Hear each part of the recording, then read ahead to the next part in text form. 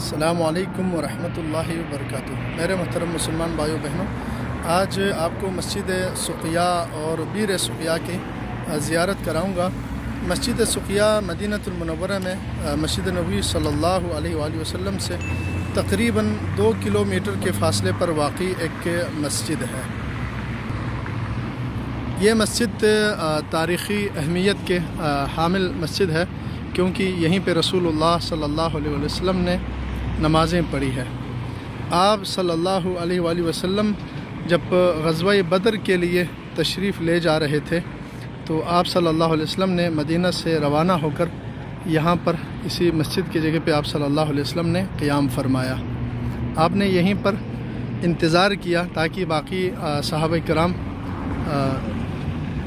غزوے میں شرکت کے لیے آ جائے، اور اسی جگہ پہ آپ صلی اللہ علیہ وسلم کے لیے خیمہ لگایا تھا، اور اس جگہ پہ یادگار کے طور پر مسجد بنائی گئی ہے، اور اسے مسجد سقیہ کہتے ہیں۔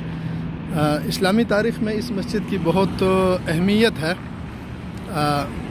یہی مقام پر رسول اللہ صلی اللہ علیہ وسلم پر قرآن کریم کی آیت کریمہ نازل ہوئی تھی، وَإِذْ يَعِدُكُمُ اللَّهُ إِحْدَى الطَّائِفَتَيْنِ أَنَّهَا لَكُمْ وَتَوَدُّونَ أَنَّ غَيْرَ ذَاتِ الشَّوْكَةِ تَكُونُ لَكُمْ وَيُرِيدُ اللَّهُ أَن يُحِقَّ الْحَقَّ بِكَلِمَاتِهِ وَيَقْطَعَ دَابِرَ الْكَافِرِينَ۔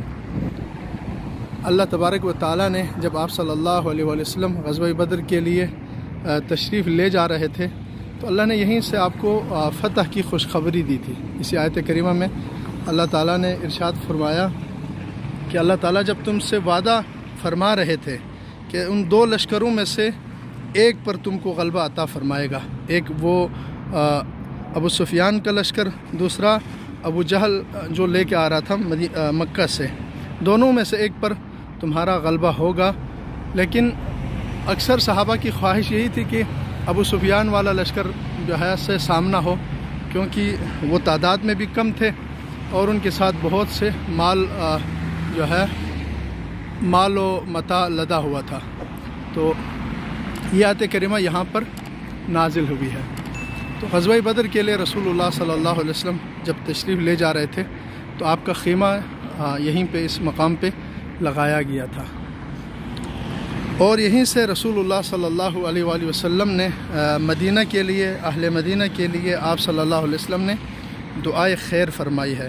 نبی صلی اللہ علیہ وسلم نے ارشاد فرمایا ہے کہ اللہم ان ابراہیم علیہ السلام خلیلک عبدک و رسولک دعا لأہل مکہ وانا عبدک و رسولک ادعو لأہل المدینہ اللہم بارک لہم فی مدہم و سائہم و ثمارہم۔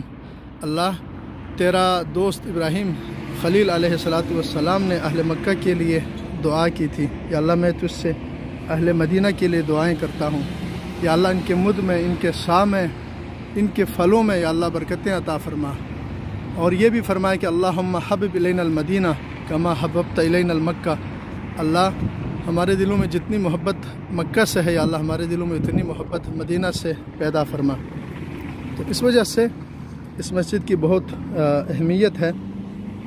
یہیں پر بئر سقیہ بھی تھا، ایک کنواں جو کہ سیدنا سعد بن ابی وقاص رضی اللہ تعالیٰ عنہ کی ملکیت تھی، ان کا باغ تھا۔ نبی صلی اللہ علیہ وسلم یہاں سے پانی منگوا کر نوش فرماتے تھے۔ آپ نے اس سے وضو بھی کیا ہے، نمازیں بھی پڑھی ہے۔ ابھی یہاں پہ تعمیراتی کام چل رہا ہے، اس وجہ سے اندر جانے کی اجازت نہیں ہے۔